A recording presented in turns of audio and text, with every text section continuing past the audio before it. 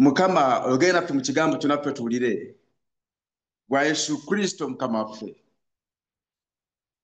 Njagala kwogera ku kigambo kye mutegeera obulungi kubanga kyazze dda gye tuli nti remove the obstacle for your mission, for your rescue. Remove the obstruct for your rescue. Omusajja omu yali asomesa, yali professor wa theology. Bwe yali nga asomesa class n'abagamba ebigambo bino. If your God is small enough to understand, then he is not enough to worship. Nti Katonda wammwe bw'abanga asobola okutegeerekeka tasaanira kusinzibwa, simply because aba mutono nnyo gwe okumuteekera n'omumalayo. Emirundi egisinga obungi Katonda tumufunziza mu kye bayita human logics. Naye basebale banne bwe kambategeeze Katonda ono gwe tuweereza era gwe tusinza asingawo nnyo.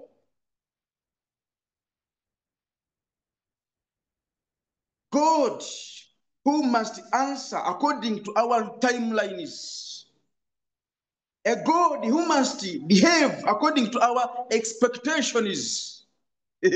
Naye kambategeeze ebyo byonna bifu Katonda teyali badde bw'atyo. Lwansonga emu, Katonda munene nnyo. He is bigger and broader.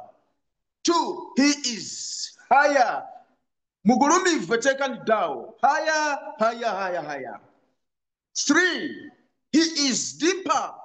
Agenda wala nnyo eteekaniddaawo. Katonda ono gwe twogerako. Obuyinza bw'ekitiibwa kye, amagezi ge tebitegeerekeka, tebinoonyezeka. Ne bw'obinoonya toyinza bimalayo. Njagala osome nange mu kisabo kya Yobu. Essuula ey'11 oluniriri olw'omusanvu. Yobu 11 oluniriri olw'omusanvu. Kankusomereyo owulire. Ngenda kusoma mu Bayibuli 2 owulire. Kansokeyo oluzungu. Oluzungu egamba bw'eti. Can you search out the deep things of God? Can you find out the limits of the Almighty? They are higher than heavens. What can you do about it? Deeper than Sheol. What can you know? Their measure is longer than the earth and broader than the sea. Bayibuli y'Oluganda egamba bw'eti nti oyinza okunoonya Katonda n'omutegeera. Oyinza okunoonya ebintu omuyinza ebintu byonna n'omumalayo. Asinga eggulu obugulumivu oyinza kikolako ki? Kisinga amagombo genda wansi oyinza kukimanyaako ki? Nti obunene bwakyo businga ensi n'ennyanja byonna wamu. Kiki kino ekyenkaniddaawo? Kigambo okutegeera Katonda. Then tegeera zino gwampuliriza.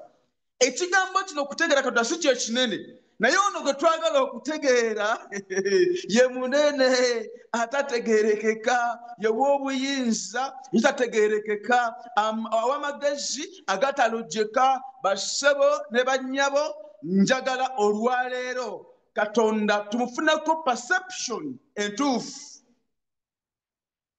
Wuliriza bino wamanga. Bayibuli egambye bw'eti nti kigulumivu okusinga eggulu. Nabye njagala okutegeeza olwaleero era nawe bitegeere. Bannasayansi batugamba bwe bati nti okuva wano okutuuka omwezi we guli, ye lwaki ntandikira ku mwezi? Okuva wano okutuuka omwezi we guli, maze nenzikiriza ogutandikirako. Waliwo kilomita 3,38,400 omwezi we guli. Guli bwale kyenkaniddaawo. Ate okuva wano we tuli okutuuka enjuba weeri waliwo kilomita miliyoni 15. 150 millions kilometer millions. Ate okuva wano okutuuka owali Satani, Jupiter, Satani, gundi eyo bagiyita batsengende eyitibwa Saturn weeri waliwo 1.2 billions of kilometers okutuuka weeri. Ate ogenda wa kyebayita Uranus waliwo kilometers billion 2.6.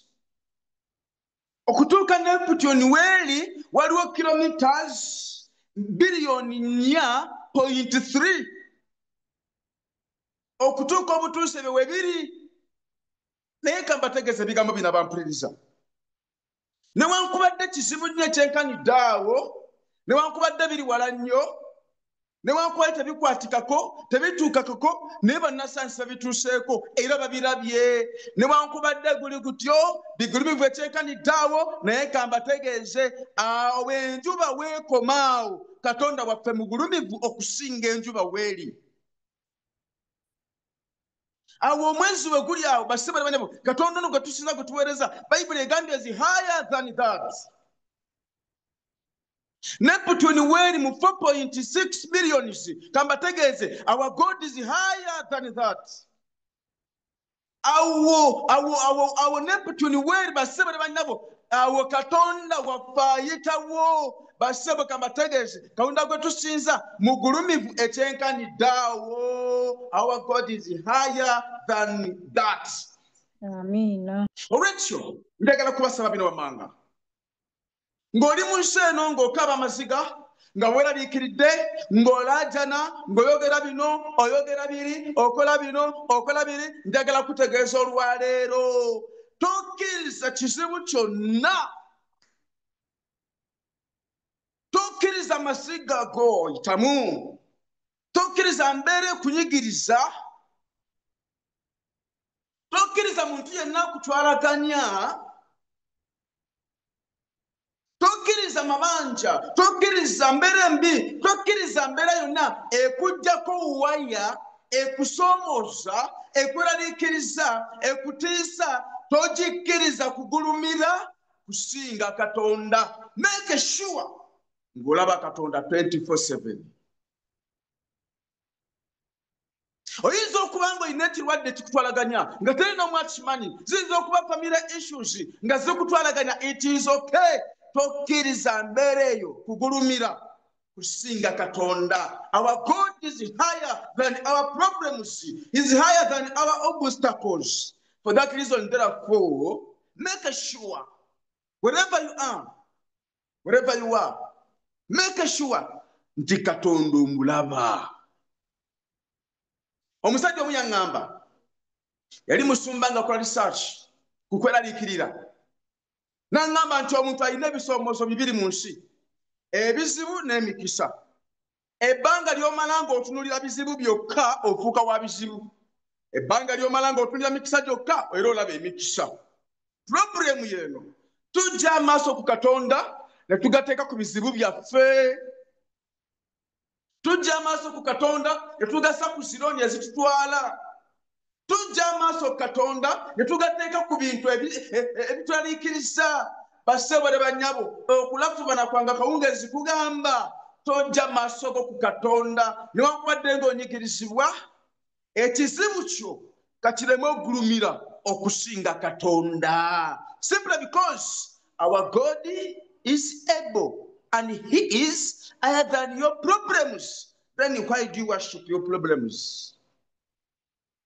Omuyaŋŋamba nze musumba, nze mundeke, era nze mundeke, era nze munte, ndi mukazi munaku, ntambula mpita emizimu. Oba oli mukazi munaku beera n'ennaku yo. Basebale bannaku, ennaku togikuba balala. Make sure ng'ennaku yo togisukkulumya. Make sure ng'ekikutawaanya tokisukkulumya kusinga Katonda. Sigala ng'olaba Katonda amidst all the challenges.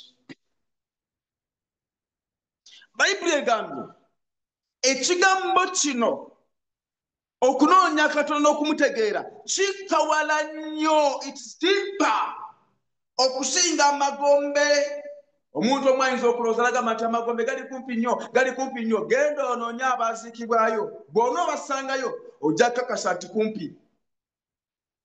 Naye bannasayansi batugamba, the deepest point of the earth eri mu Atlantic Ocean mu katundu akayitibwa mu kyebayita Bermuda Triangle omuli akawondogolo akayitibwa Marianas Trench. Nga kigambibwa omuntu omu yali ayogera ku trench eyo n'agamba nti bw'ogenda ku water surface n'okwata ejjinja erisitebwa kilo 5 n'olikwata ng'oli ku sea level n'okwata ejjinja n'olitalikkirire ng'oli mu kibayita Marianas Trench wakati waayo ejjinja ero limala essaawa 5 nga litambula nga telinaba kutuuka ku ntobo ya nnyanja. For that reason, therefore, point eyo neberanga is the deepest point of the earth. Ye point osinga okuba ng'egenda wala nnyo ekyenkaniddeawo. Naye ka mbategeeze amawulire amalungi gagamba gendina olwaliro mu kyawandiikibwa kino Bayibuli etugambye Katonda waffe agenda wala nnyo mu buziba ne wansi atuukayo abali mu magombe abayitako n'agenda deep. Ekyenkaniddeawo ekyo no kitegeeza kisoboka okubanga jjajjawo yali obubi, kisoboka okubanga bukazi wo yali obubi, kisoboka okubanga abaana bo be bali obubi, kisoboka okubanga gw'oli obubi, kisoboka okubanga n'ebigambo bino bulira weebase si lwakubanga mirembe naye ng'ogudde wansi lwa bulwadde. You are almost losing to cancer. You are almost losing to a certain disease. Nene wankubadde kiri bwe kityo basabira bane kabategeeze akawungeeza ak'olwaleero Katonda waffe akawansi okusinga obuliri kwe weebase. Katonda waffe ono basabira nebo akawansi okutuuka okusinga obwogalanidde tulabyeko bangi bajjawaawo ne baddamu ne batambula. Osobola okuwonyezebwa mu linnya lya Mukama waffe Yesu Kristo. Let me tell you, kisoboka okubanga jjajjaawo yafa, kisoboka okubanga ssenga bwe yafa, kisoboka okubanga omwana w'omuwala oba omulenzi yafa, kisobokera ddala. Kisoboka okubanga maama wo ye yafudde oba taata wo oba mukyala wo oba omwami wo. It is possible. Naye ka mbategeeze newankubadde nga amaanyi ag'okufa mu nsi mwegali era nga geeraliikiriza abantu, era ka mbategeeze kimu ku bisinga okutiisa abantu mu nsi eno okufa. Olwogera ku kufa abantu bonna teri atatya kabeere oyo gw'otegedde, teri atatya kufa. Omuntu yekka atatya kufa ye Mukama waffe Yesu Kristo. Naye ne Sitaani yennyini okufa akutya, amayembe gatya okufa. Bw'oba olowooza nti nnimba bwegenda ogera olunaku nga bali mu kusamira okwate olulagala oba olugogo olukube wansi webbwa luvuge ng'emmundu, ejjembe lijja kudduka, emisiri terijja kudda. W'otegeerera nti ejjembe nalyo litya okufa. Lumu Sitaani yasisinkana Mukama waffe n'amugamba onnanga ki Yesu omwana wa Katonda, ng'essaawa yange tennatuuka, tonzikiriza nensindika mu nnyanja. Naye atya okufa. Buli muntu atya okufa. Naye ka mbategeeze newankubadde ng'okufa mu nsi mwe kuli, omuyimbi omu yayimba olima n'agamba nti nze okufa nkulindiriranga olunaku lw'embaga ewange. Newankubadde ng'okufa mu nsi mwe kuli, naye ka mbategeeze bino, abantu bonna abatufuddeko, omwami oyo oba omukyala oyo, omuvubuka oyo, omutabani oba muwala wo, oba wa luganda lwo mu ngeri yonna, all of those people are still within God's reach. Say amen, please. Hallelujah, church. Say amen for this. Abantu abo bali mu God's reach. Teri n'omu agenze wala. Oyinza okuba nga nawe essuubi likuweddemu okuba ng'omanye obulamu bwo. Nalabye omukyalo omu oba byabadde bituufu simanyi, nakalabye ku TikTok kuliko omwana omuwala yeekutte kamera ng'ali mu kamera, kakati mu kamera omwo ng'ayogera ebigambo bino nti bannange, dear sisters and brothers, I'm losing to cancer, naye munabanga ngenda naye mukakase nti nange nnwanyeeko. Abantu bangi bali ku bunkenke.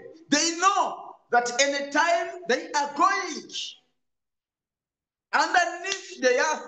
They are aware that they are going to die. Let me tell you, my dear brother. Kakubulire mwanyinazi. Kakubulire muganda wange. Newankubadde nga ofudde. Newankubadde nga yafa. That person is still within God's reach. Akyali mu buyinza bwa Katonda. Tosobola kubuuka nnyo n'osooka maanyi ga Katonda we gakoma. Never. Tosobola kudduka wansi nnyo n'osukka Katonda gy'alaba. Tosobola. Yona yabigezaako. Genda omubuuze byamubaako. Baamulaba ne bamuteeka mu butole ky'ennyanja okumala ennaku 3 bwe ng'ali eyo. Ate Mukama n'akola ekyamagero. Enzayi mu zikolo tezaakola. Biological chemicals did not take place. No reaction could take place. Simply because the mighty God, the one who is deeper and deeper, yalaba system y'ekyennyanja n'agisanyalaza n'etakola kuyona paka lwe yamuwandula. This confirms, is evidence that God's power has no limit. Don't worry. Ng'olina Katonda n'afaana bw'ati. Ng'oweereza Katonda n'afaana bw'ati. Don't worry. Buli kintu kiri mu maaso ge. Hallelujah. Hallelujah, church. Amen. Amen. Bayibuli egambye kiwanvu okusinga eggulu gye likoma. It is okay. Tumaze okiraba. Naye agambye it is deeper. Ayongeddeko ekirala n'agamba nti ekigambo ekyo Katonda kigazi okusinga ensi ate kigazi okusinga ennyanja. Nti bw'ogatta ennyanja zonna n'olukalu lwonna Katonda asinga okutegeera Katonda obunene bwa Katonda businga ennyanja n'ensi zonna. Kankuyigirize nange bye baŋŋambako. Omusajja omu yali profesa bamuyitanga profesa Watuwa. Yabeeranga ku prime radio okwo ng'asomesa obwengula n'empulirayo kano nga kanyonyola. N'agamba nti waliwo emmunyeenye bannasayansi gye baazuula mu bwengula eyo nti bagiyita super Kepler bwe mba sisobezza. Naye emmunyeenye eyo okutambula okugisalamu diameter yayo to go across that single star kikwetaagisa emyaka miliyoni 28 only to go across kuyitamu buyisi bwe kikwetaagisa emyaka miliyoni 28. How big is this star? Emyaka miliyoni 28 ng'otambula ku supiidi ey'ekitangaala. Ekitangaala kitambula kilomita 11,000 buli sekendi. Buli sekendi ng'otambula kilomita 11,000. Okumala emyaka miliyoni 28 eyo gy'oba otuuse is where this star ends. Naye wulira ku Katonda kimwewuunyisa.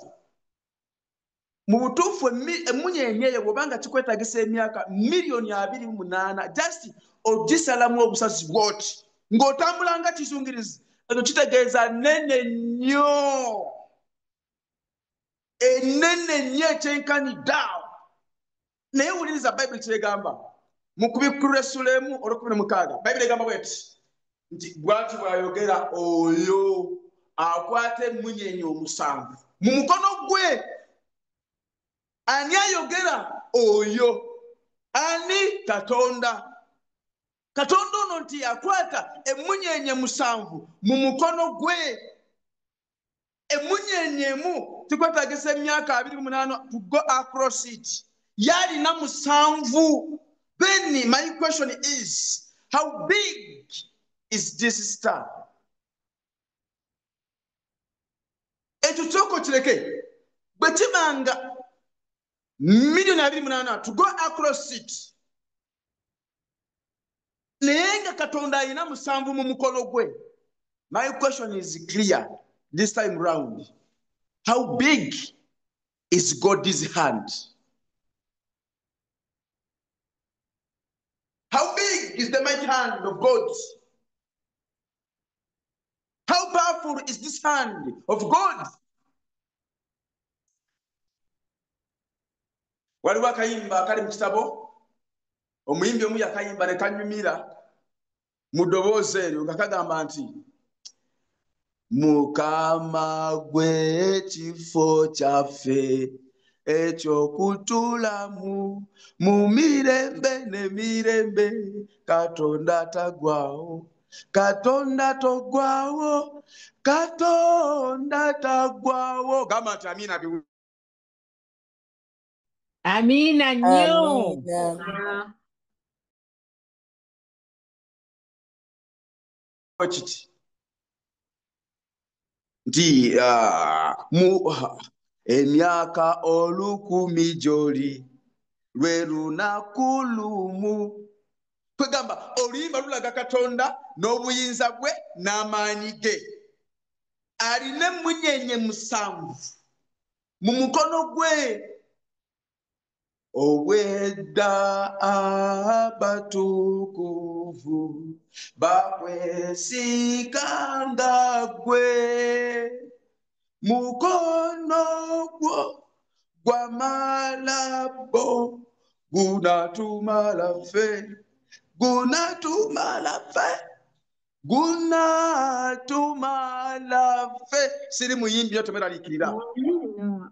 Naye kyagambye kye kino nti omukono ogw'amalanga bajjajjaffe ba Ibulayimu, omukono ogw'amalanga ba Dawudi, ba Isaaka, ba Ibulayimu, omukono ogw'abamalanga ne bakola ebyewuunya ne twewuunya, basabo si mukono mulala, gwe mukono guno ogulina emmunyenye 7 omulundi gumu. How big is God's hand? Obanga okuyitemu emmunyenye emu emyaka million 28, ekitegeeza okusala mu kibatu ky'engalo za Mukama kikwetaagisa emyaka million 28 times 7. Ekyawandiikibwa kino si kugamba nti ekibatu kya Mukama bwekyo bwe kifaanagana, naye nkikusigira ekifaanani ku buyinza n'okusobola kwa Katonda kw'alina. Basebo ne bannyabo njagala kubategeeza teri kizibu, kizibu nnyo era kizito ng'omukono gwa Mukama tegukisobola. Ekyo tekiriiyo, tekiriiyo. Weewaawo. Teri mbeera Katonda gy'atasobola, taliiyo. Teriiyo muntu alina kilogulamusi basebo ne bannyabo nga Katonda tazisobola. Olina kilo 4 bakutenda ku kyalo bakwogerako mbu olina kilo 120. Ogenda gaire mawulire kubanga ozwa kilo 150. Obwo temuli. Basebo gamba tegeeze ffe n'ebizibu byaffe Katonda atusobola ffenna. Namba gwampuliriza nnyabo, namba gwampuliriza sewu, Katonda akusobola n'ebizibu byo. Amina.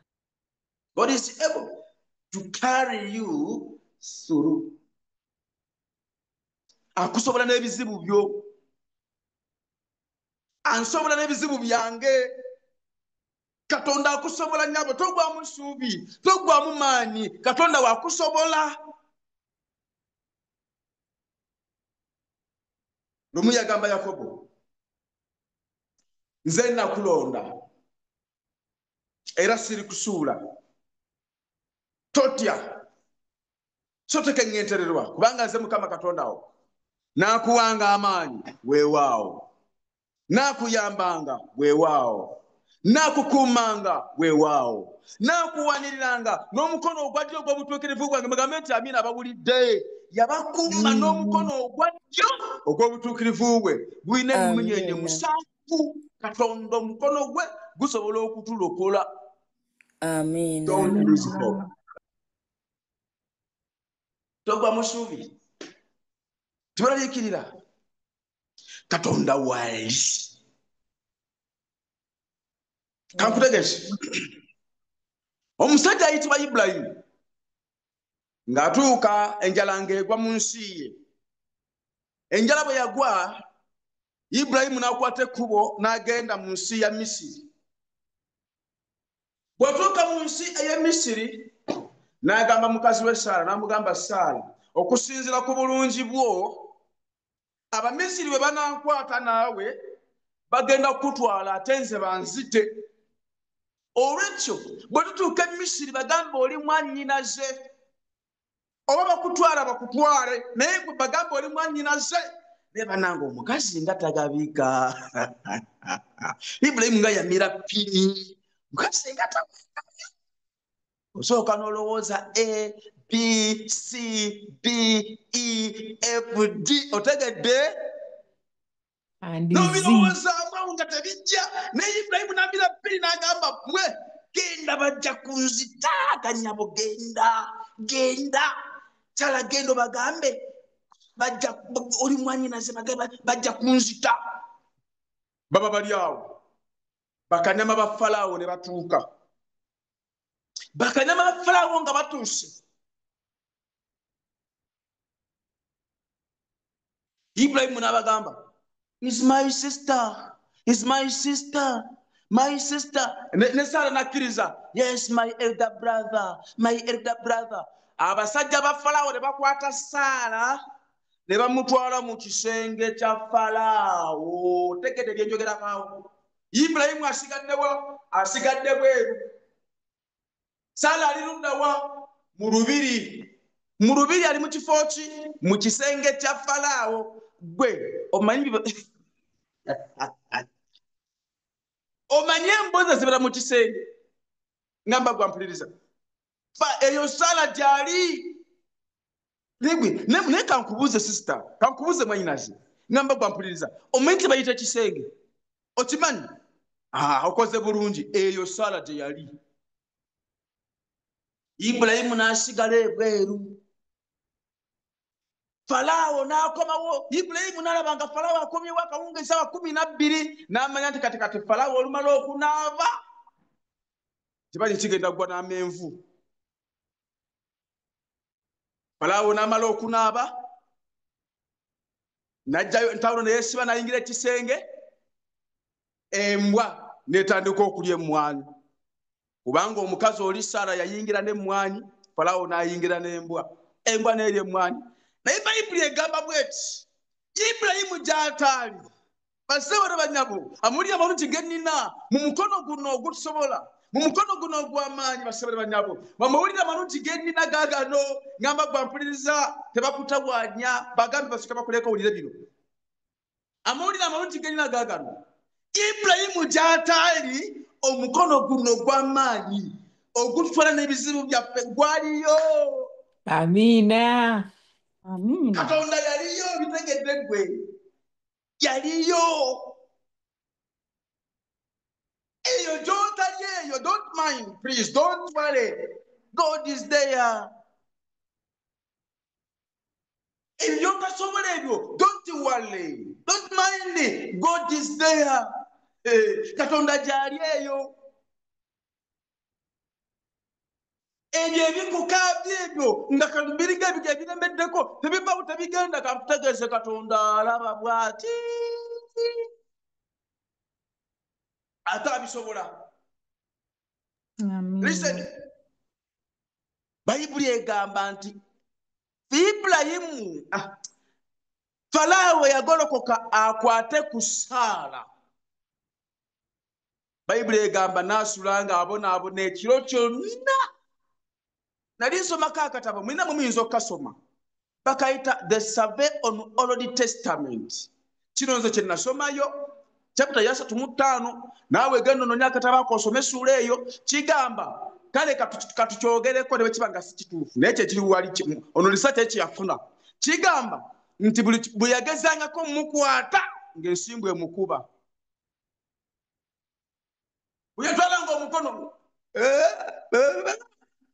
nga yeegolola, yatwalanga omukono ng'agomba bw'ati, kwatanga omukono bw'ati ng'agolokoka bw'ati. omusitako omukono bw'ati nga yeesika, omusitako omukono bw'ati nga yeesika, omusitako omukono bw'ati nga yeesika paka ssaawa 11, 12 ko Falaawo waayi atava ku mulungi afa awoza amawulire amalungi gayina amalala. Basebo ne banyabo Mukama teri kye yaleka kubaawo era kamategeeze saana talina busubu yakufuna simply because of the mighty army of the Almighty God. Hallelujah, church. Amina. Hallelujah. Tulinga Ibrahimu olwaleero abantu balooza Mukama butalimu mu nsi. Basebo Mukama mwali. Mwaina zozo kwa taliyo Katonda jali atakumanyi n'amanya go ne jajjabo ne bonna mabega ne bebakola bimanyi ne bababo bonna abamanyi twadde gwe ng'okimanyi olina bonna abamanyi era talina buzibu naawe ayagala kukola. Mukama amanyi kati waffe yenna amawulire amalungi gaagano ayagala kutuyamba. Let me tell you people, nga ntuuka ku nkomerero teweraliikirira. Bayibuli egamba temweraliikirira. Ani kumweraliikirira neyeyongerako okufaanana obulungi. Teweraliikirira abaana banaalyaki. Teweraliikirira kyakulya na kyakwambala. Do your part honestly. Ebisigadde birekere Katonda. Yigiriza abaana b'okutya Katonda. Gy'otaabeere bonga gye bali, Mukama alibeera nawo. Yigiriza mukyala w'okutya Katonda. Gy'otaabeere Mukama nga gy'ali, ye nga gy'ali, Mukama alibeera naye. Yigiriza bbaawe okutya Katonda. Gwe gy'otaabeere ye nga gy'ali, Katonda alibeera naye. Don't worry. Nali nsoma ku musajja nga mpunzika kambawo omusajja ono ayitibwa Sadduraki, Misaki n'Abeduneego. Neŋŋamba naye Misaki n'Abeduneego kubanga etteeka lyagamba nti ntegeeza abantu mwenna amawanga n'ennimi n'ennanga buli awula eddoboozi ery'endala n'ennanga n'amadinda bafukamire basinze ekifaananyi kya Nebukadduneeza. Bano lwaki munange ebya okulonyereza kulaga bwe kuti endere n'ennanga n'amadinda bwe byavuga Sadduraki, Misaki n'Abeduneego bo tebabiwulira. The entire world heard with the ears. Naye Sadduraki, Misaki n'Abeduneego tebaawulira simply because they had connected it to the mighty Father. Olwekyo sikubanga bali connected ne Katonda, bali balinda command eva mu ggulu, bali balinda command ya mighty Father, bali balinda command eva mu mukono guli, bali balinda command eva mu high of the highers, bali balinda command eva mu deeper of deepers, none other than the mighty God. Amen. Kati gwe maloboozi si g'owulira. Bw'obeera ku TV yo TikTok n'ebika butuluba eryo maloboozi si g'owulira. Ng'oli mu nsi kutana nga weebasa kutanda kyo maloboozi ki g'owulira. Remove the obstacle olabe Katonda. Remove the obstruct. You are being obstructed. Your sight is blocked. Tochalaba Katonda. Sadduraki, Misaki n'Abeduneego we are connected. Never wangula, please reconnect. You enjoy the mighty hand of God. Fe abatya Katonda njogera ku ggwe nange tuli muli mwe tuzannyira mwe tutambulira. Bayibuli egamba nti amawanga gonna mu mukono gwa Katonda galinga kamunyeera. Atusobola n'ebizibu byaffe era challenge Sadduraki, Misaki n'Abeduneego gye baafuna ono Katonda yali agisobola. Bayibuli egamba bweti ne babatwala kambabuulire ekyamagero kimu ekyabawaawo. Tega okutuugwa mpulirize kuba mpunzika. ekyamagero ekyabalwawo kye kino ebitabo ebinnyonnyola mu traditions bannyonnyola bwe bati basuulamu abantu 3 mu muliro naye ate mwalimu omulala w'okuna eyajja bayibuli egamba afaanana ng'omwana w'abakatonda.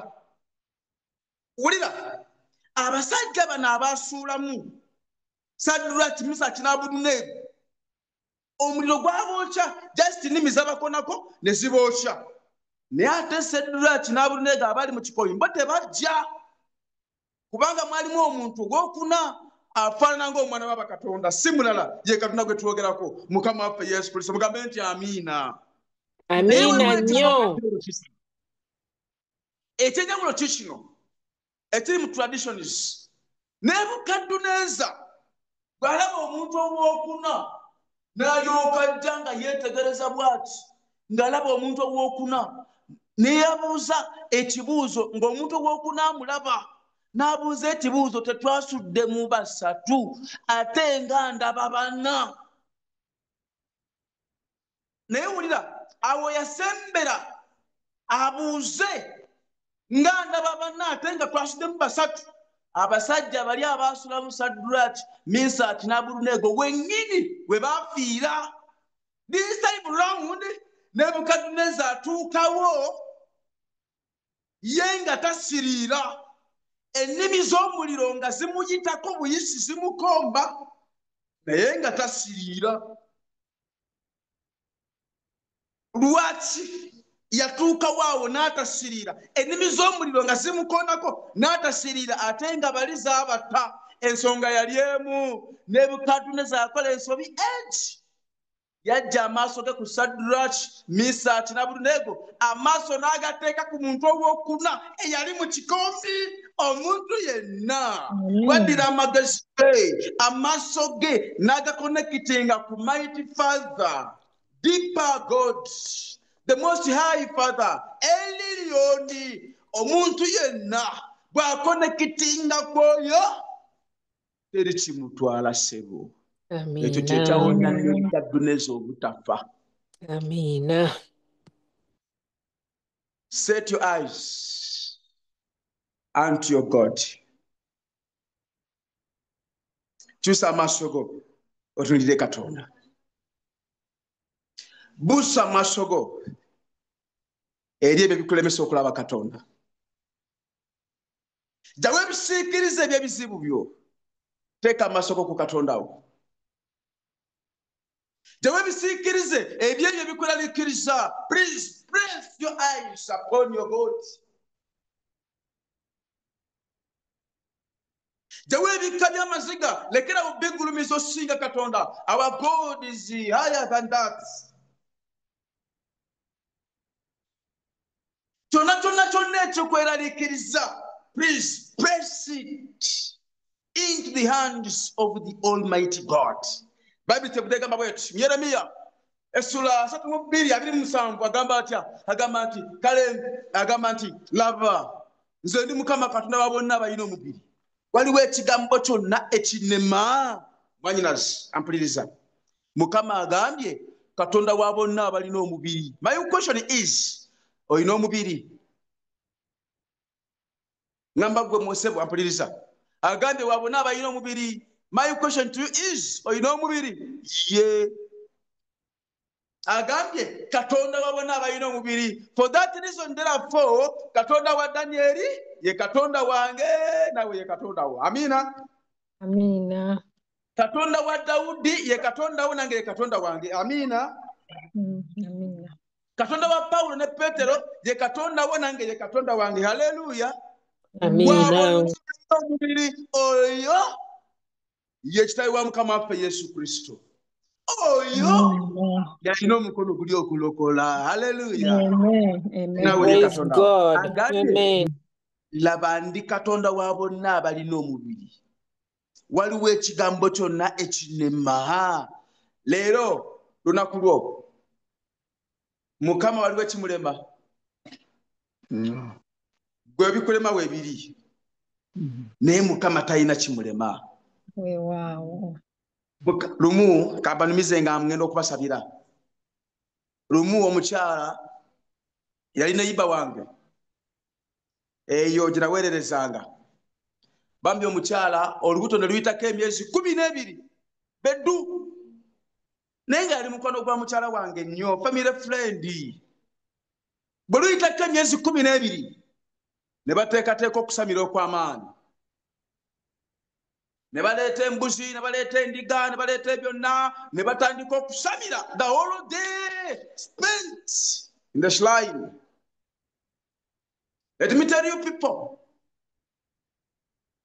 naye nga bamaze okusamira nga bayise wikinga namba nga tebikoze omukyala kwe kujja omukyala wange namugamba leba naye mukama nze namukola ki ne bwe nsaba tebijja ne bwe nasamidde teri kyakoze nze nkoze ntya mukyala wange najala ngamba nti omukyala ono tumusabireko ne mugamba ateeketeke essaawa 8 ngenda kujja musabire naddayo namutegeeza tigenda musabira ku ssaawa 8 era ssaawa 8 bwezatuuka nange ne ŋŋenda nagala ne mukyala wange n'ensoma ekyawandiikibwa kye mbasomedde nga kigamba laba nze ndi mukama katonda wa bonna abalina omubiri waliwo ekigambo kyonna ekinnema ne mubuuza omukazi olina omubiri nina Reverend nina omubiri konze katonda wa Ibulayimu katonda wa Isaaka ne Yakobo nawe ye katonda wo owa Dawudi Danyeri nawe ye katonda wo oyo katonda wa Saddulaaki Mesaki n'Abeduneego nawe ye katonda wo katonda wa Pawulo ya Petero kitaawe mukama waffe Yesu Kristo nawe ye katonda wo okkiriza ekyo Reverend nzikiriza ne mugambo bagokkiriza waliwo katonda ekimulema nange mugamba tewali ne mugamba kale fukamira tusabe ne tufukamira ne tusaba nga mmaze obusobe kyandikibwa ekyo ne mugamba weesabire ekyoyagala mukama nnyamba onsumulule mukama nnyamba omponye ne muteekako emikono ne ŋŋamba ayi katonda osumulule omuzaana wo omuwonye ennaku n'okweraliikirira ku bwa Yesu Kristo mukama waffe mugambe nti amiina mbawulira malungi. Amiina. This is what took place. Namusabira ku ssaawa 8:09 mbandi wange ku ssaawa 12 ezakawungeezi ssaawa 11:12 ezakawungeezi ngenda okulaba akaana kampitako akaana ke akakulu kampitako mama mukyala n'akabuuza gundi olagawa Nantongo olagawa ngenda kulaba maama wano ku hospital bamuwanga kubanga maama azadde nifugamba bannange mukama waffe yeebazibwe omukazi twamusabira ku ssaawa 8 weewaawo ku ssaawa 12 n'azaala omwana ow'obulenzi. Praise God. Amen. Simply because mukama teri kimulema. Oluganda jawe ekikulemesa okulaba Katonda jawe ekyo ekijjawo enkolaganayo ne Katonda. Mukama alina obuyinza bwonna okusonyiwa ekibi kyo. Mukama alina obuyinza bwonna okukulokola ggwe ne famire yo. Mukama alina amaanyi gonna okutuusa ku level kuweetaaga okutuuka. Mukama alina obusobozi bwonna okuzimba amaka go n'ogabezaawo. Mukama alina obusobozi bwonna n'akukola n'okulokola regardless of your history. Mukama alina obusobozi bwonna. For that reason, therefore, jawo ekyo ekiziba amaaso ge ekikulemesa okulaba Katonda. Gwe n'ennyumba yo munaabeera mirembe gwa Yesu Kristo mukama waffe. Amiina.